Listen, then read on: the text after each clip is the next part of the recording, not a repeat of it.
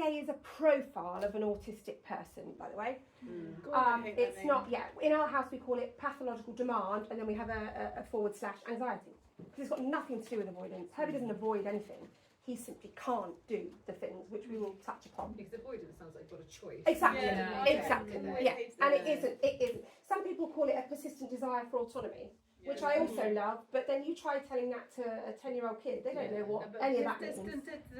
Persistent desire for autonomy, exactly. And they're going to be like, no, it makes no sense. Yeah, exactly. They're just like this. But yeah, so please don't be offended by the title. I didn't name it. It's got nothing to do with me.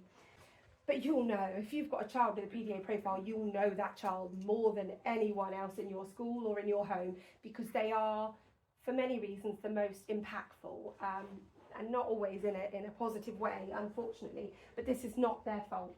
So again, making sure we're recognising all children as individuals. So I'm just going to give you the key points, but they're not written for absolutely everybody. They're just what the studies have shown to be the commonalities.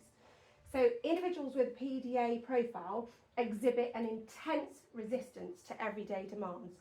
I don't mean when Simon says to me, would you like salad? I go, no thanks. It's an intense resistance. Would you like salad? No.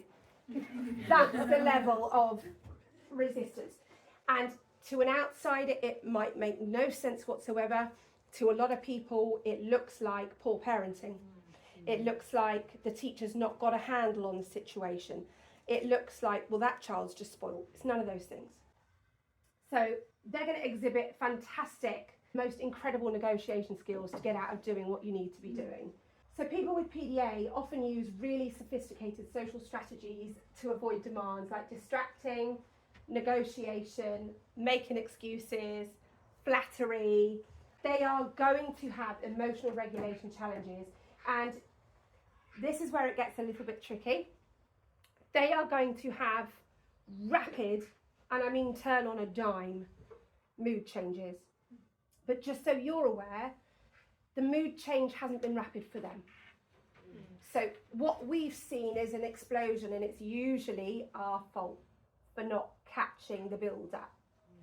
So I hold my hands up and go, I've let Herbie down, because if I'd have just listened, or if I'd have just recognised, but it's going to happen. None of us are perfect, right? We can't, but then you're going to get the table flip, the door slam,